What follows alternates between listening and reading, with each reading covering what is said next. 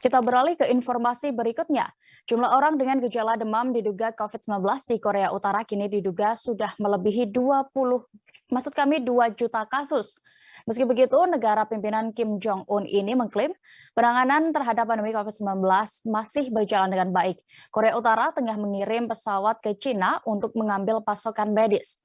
Dikutip tribunvideo.com dari Antara, 3 pesawat Air Koryo dari Korea Utara terbang ke kota Shenyang, China pada Senin 16 Mei lalu.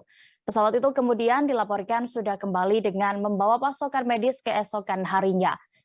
Penerbangan itu menjadi penerbangan internasional pertama Korea Utara sejak pandemi virus corona dimulai lebih dari 2 tahun lalu.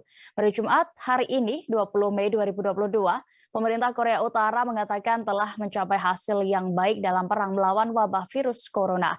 Di sisi lain, pihaknya belum menjawab tawaran bantuan dari 2 rivalnya, yakni Korea Selatan dan Amerika Serikat.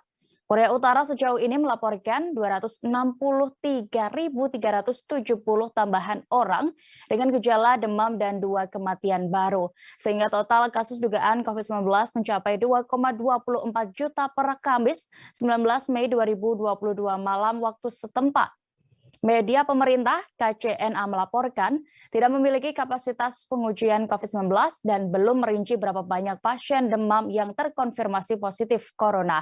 Namun terlepas dari permasalahan ini, Korea Utara mengatakan bahwa pertanian tetap berlanjut dan pabrik-pabrik terus aktif. Sementara itu, pejabat Organisasi Kesehatan Dunia atau WHO khawatir penyebaran yang tidak terkendali dapat menyebabkan munculnya varian baru yang lebih mematikan.